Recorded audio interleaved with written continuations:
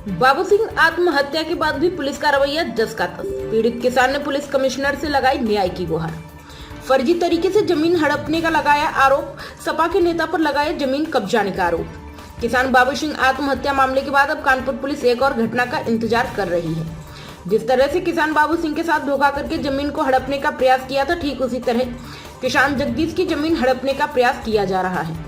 Police commissioner कार्यालय में किसान जगदीश ने प्रार्थना पत्र देते हुए आरोप लगाया कि उनकी 2.5 बीघा जमीन का सौदा 70 लाख रुपए बीघा के हिसाब से समाजवादी पार्टी के पूर्व ब्लॉक प्रमुख बताने वाले कुश वर्मा से हुआ था, जिसके बाद कुश ने 1 लाख रुपए की चेक बतौर बयानी के रूप में दी और रजिस्टर्ड एग्रीमेंट करवा लिया। जिसके बाद किसान जगदीश ने जब सारी चेक बैंक में लगाई तो बाउंस हो गई।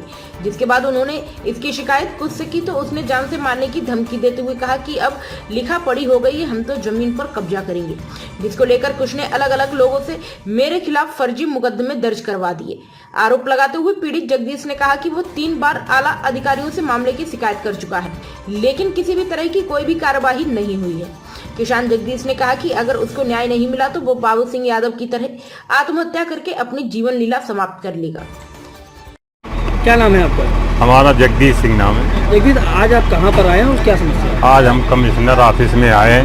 हमारी समस्या ये है कि 2.5 बीघे ज़मीन का कुश कुमार वर्मा से पूर्व ब्लॉक प्रमुख सपा समाजवादी के सदस्य रह चुके हैं और अपने आप को आज भी राजनीति समाजवादी बताते हैं।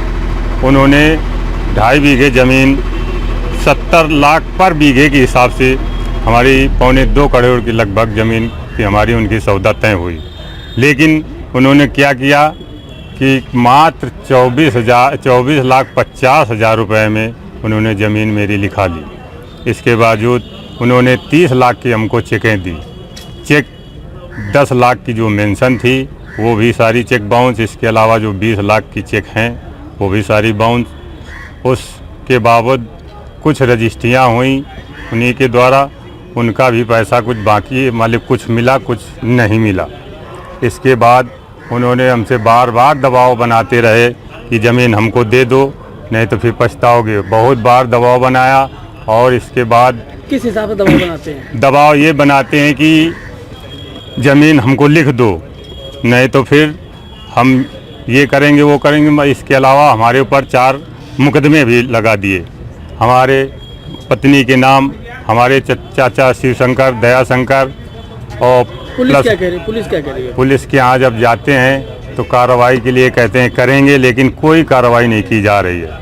कमिश्नर साहब के यहाँ हम 3 बार आ चुके हैं, एप्लीकेशन दी और चौकी थाने की तो कोई बात है नहीं। कितनी बार हम गए, कितनी बार हमने एप्लीकेशन दी, कोई सुनवाई नहीं हो रही। अब आगे क्या करें? अब आगे हमारे पास कोई साधन नहीं बच रहा है, बस एक ही साधन है। जैसे कि चकेरी के बाबू सिंह यादव जी ने वाले पहले हर जगह जाते रहे, हर जगह सूचनाएं दी, लेकिन कोई सुनने वाला नहीं था।